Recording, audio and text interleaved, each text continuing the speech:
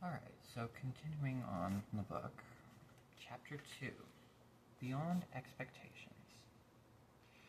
Suddenly, he found himself speeding along an unfamiliar country highway, and as he looked back over his shoulder, neither the toll booth nor his room, nor even the house was anywhere in sight. What he had started as make-believe was now very real. What a strange thing to have happened, he thought, just as you must be thinking right now. This game is much more serious than I thought, for here I am riding on a road I've never seen, going to a place I've never heard of, and all because of a toll booth which came from nowhere. I'm certainly glad it's a nice day for a trip, he concluded hopefully, for at that moment, this was the one thing he definitely knew. The sun sparkled, the sky was clear, and all the colors he saw seemed to be richer and brighter than he could ever remember. The flowers shone as if they had been cleaned and polished, and the tall trees that lined the road shimmered in silvery green. "Welcome to Expectations," said a carefully lettered sign on a small house at the side of the road. "Information, predictions, and advice cheerfully offered. Park here and blow horn." With the first sound from the horn, a little man in a long coat came rushing from the house, speaking as fast as he could and repeating everything several times. My, well, welcome to the land of expectations, the land of expectations, the land of expectations. We don't get many travelers these days. What can I do for you? I'm the weatherman. Is this the right road for Dictionopolis? Asked Milo, a little bowled over by the effusive greeting. Well now, he began again. I don't know of any wrong road to Dictionopolis. And if this road goes to Dictionopolis, then it must go to the right road. And if it doesn't, it must be the right road to somewhere else, because there are no wrong roads to anywhere. Do you think it will rain? I thought you were the weatherman, said Milo, very confused. Oh no, said the little man. I'm the weatherman, not the weatherman. After all, it's much more important to know whether there will be weather than what the weather will be. And with that, he released a dozen balloons that sailed off into the sky. Must see which way the wind is blowing, he said, chuckling over his little joke, and watched them disappear in all directions. What kind of a place is Expectations? Inquired Milo, unable to see the humor and feeling very doubtful of the little man's sanity. Good question, he exclaimed. Expectations is the place you must always go to before you get to where you're going. Of course, some people never go beyond expectations, but my job is to hurry them along whether they like it or not. Now, what else can I do for you? And before Milo could reply, he rushed into the house and reappeared a moment later with a new coat and an umbrella. I think I can find my own way, said Milo. Not at all sure he could, but since he didn't understand the little man at all, he decided that he might as well move on, at least until he met someone whose sentences didn't always sound as if they would make as much sense backwards as forwards. Splendid, exclaimed the weatherman. Whether or not you find your own way, you're bound to find some way. If you happen to find my way, please return it, as it was lost years ago. I imagine by now it's quite rusty. You did say it was going to rain, didn't you? And with that, he opened the umbrella and walked with Milo to the car. I'm glad you make your own decision. I'm glad you made your own decision. I do so hate to make up my mind about anything, whether it's good or bad, up or down, in or out, rain or shine, except everything, I always say, and the unexpected never happens. Expect everything, I always say, and the unexpected never happens. Now please drive carefully. Goodbye. Good. His last goodbye was drowned out by an enormous clap of thunder, and as Milo drove down the road in the bright sunshine, he could see the weatherman standing in the middle of a fierce cloudburst that seemed to be raining only on him. The road dipped now into a broad green valley which stretched toward the horizon. The little car bounced along with very little effort, and Milo had hardly to touch the accelerator to go as fast as he wanted. He was glad to be on his way again. It's all very well to spend time in Expectations, he thought, But talking to that strange man all day would certainly get me nowhere. He's the most peculiar person I've ever met, continued Milo, unaware of how many peculiar people he would shortly encounter.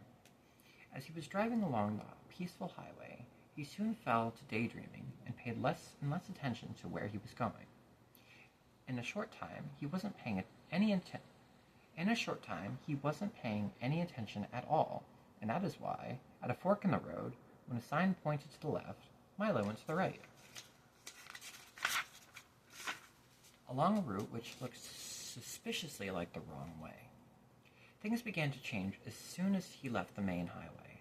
The sky became quite gray, and along with it, the whole countryside seemed to lose its color and assume the same monotonous tone. Everything was quiet, and even the air hung heavily. The birds sang only gray songs, and the road wound back and forth in an endless series of climbing curves. Mile after mile after mile after mile he drove, and now, gradually the car went slower and slower until it was hardly moving at all. It looks as though I'm getting nowhere, yawned Milo, becoming very drowsy and dull. I hope I haven't taken a wrong turn. Mile after mile after mile after mile, and everything became grayer and more monotonous. Finally, the car just stopped altogether, and hard as he tried, it wouldn't budge another inch. I wonder where I am, said Milo in a very worried tone.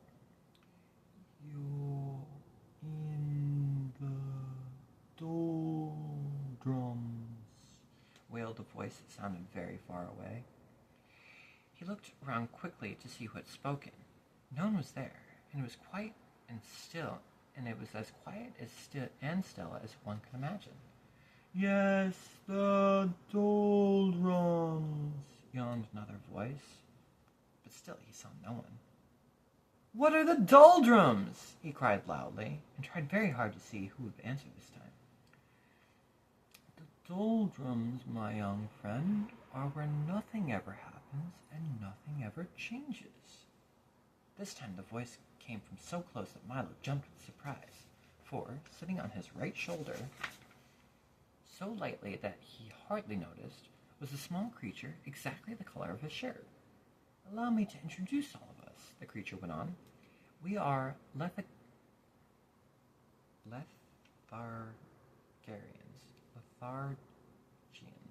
Lethargians?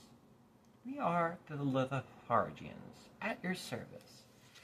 Milo looked around, and for the first time noticed dozens of them, sitting on a car, sitting on the road, and lying all over the trees and bushes. They were very difficult to see, because whatever they happened to be sitting on or near was exactly the color they happened to be. Each one looked very much like the other, except for the color, of course, and some looked even more like each other than they did like themselves. I'm very pleased to meet you, said Milo, not sure whether or not he was pleased at all. I think I'm lost. Can you please help me? Can you help me, please? Don't say think, said one sitting on his shoe, for the one on his shoulder had fallen asleep. It's against the law. And he yawned and fell off to sleep too. No one's allowed to think in the doldrums? No one's allowed to think in the doldrums, continued a third, beginning to doze off. And as each one spoke, he fell off to sleep, and another picked up the conversation with hardly any. And as each one spoke, he fell off to sleep, and another picked up the conversation with hardly any interruption. Don't you have a rule book? It's Local Ordinance 175389-J. Milo quickly pulled the rule book from his pocket, opening to the page, and read Ordinance 175389-J. It shall be unlawful, illegal, and unethical to think. Think of thinking, surmise, presume, reason, meditate, or speculate while in the doldrums. Anyone breaking this law shall be severely punished. That's a ridiculous law, said Milo quite indignantly. Everyone thinks. We don't, shouted the Lethargians all at once. And most of the time, you don't, said a yellow one sitting in a daffodil. That's why you're here. You weren't thinking, and you weren't paying attention either. People who don't pay attention often get stuck in the doldrums. And with that, he toppled out of the flower and fell snoring onto the grass. Milo couldn't help laughing at the little creature's strange behavior, even though he knew it might be rude. "Stop that at once," ordered the plaid one, clinging to his stocking. "Laughing is against the law. Don't you have a rule book? It's Local Ordinance 574381-W.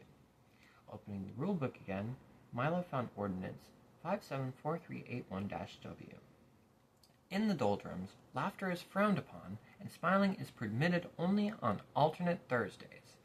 Violators shall be dealt with most harshly. "Well, if you can't laugh or think, what can you do?" asked Milo. "As long as it's nothing, and everything as long as it isn't anything," explained another. "There's lots to do. We have a very busy schedule. At 8 o'clock we get up, and then we spend from 8 to 9 daydreaming. From 9 to 9:30 we take our early mid-morning nap. From 9:30 to 10:30 we dawdle and delay. From 10:30 to 11:30 we take our late early morning. From 11 to 12 we bide our time and then eat lunch. From 1 to 2 we linger and loiter. From 2 to 2:30 we take our early afternoon nap. From 2:30 to 3:30 we put off for tomorrow what we could have done today. From 3:30 to 4 we take our early late afternoon nap. From 4 to 5 we loaf and lounge until dinner. From 6 to 7 we dilly-dally. From 7 to 8 we take our early evening nap, and then for an hour before we go to bed at 9 we waste time. As you can see, that leaves almost no time for brooding, lagging, plotting, or procrastinating. And if we stop to think or laugh, we'd never get nothing done." "You mean you never get anything done," corrected Milo. "We don't want to get anything done," snapped another angrily. "We want to get nothing done, and we can't do that without your help." "You see," continued another in a more conciliatory tone, "it's really quite strenuous doing nothing all day. So once awake, we take a holiday and go nowhere, which was just where we were going when you came along. Would you care to join us?" "I might as well," thought Milo. "That's where I seem to be going anyway." "Tell me," he yawned, and he felt ready for a nap now himself. Does everyone here do nothing?" "Everyone but the terrible watchdog," said two of them, shuddering in chorus. "He's always sniffing around to see that nobody wastes time. A most unpleasant character." "The watchdog?" said Milo quizzically. "The watchdog!" shouted another, fainting from fright, for racing down the road barked furiously, and kicking up a great cloud of dust was the very dog of whom they had been speaking. "Run! Wake up! Run! Here he comes! The watchdog!" Great shouts filled the air as the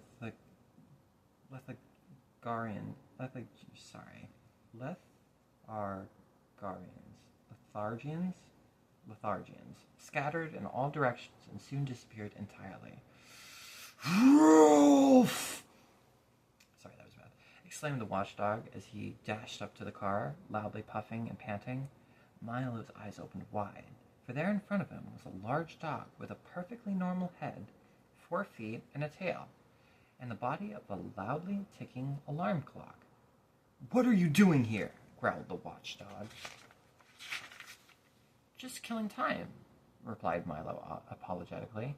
"You see—" "Killing time!" roared the dog, so furiously that his alarm went off. "It's bad enough wasting time without killing it!" And he shuddered at the thought. "Why are you in the doldrums anyway? Don't you have anywhere to go?" "I was on my way to Dictionopolis when I got stuck here," explained Milo. "Can you help me?" "Help you? You must help yourself," the dog replied, carefully winding himself with his left hind leg. "I suppose you know why you got stuck." "I guess I just wasn't thinking," said Milo. "Precisely," shouted the dog as his alarm went off again. "Now you know what you must do." "I'm afraid I don't," admitted Milo, feeling quite stupid. "Well," continued the watchdog impatiently, "since you got here by not thinking, it seems reasonable to expect that, in order to get out, you must start thinking."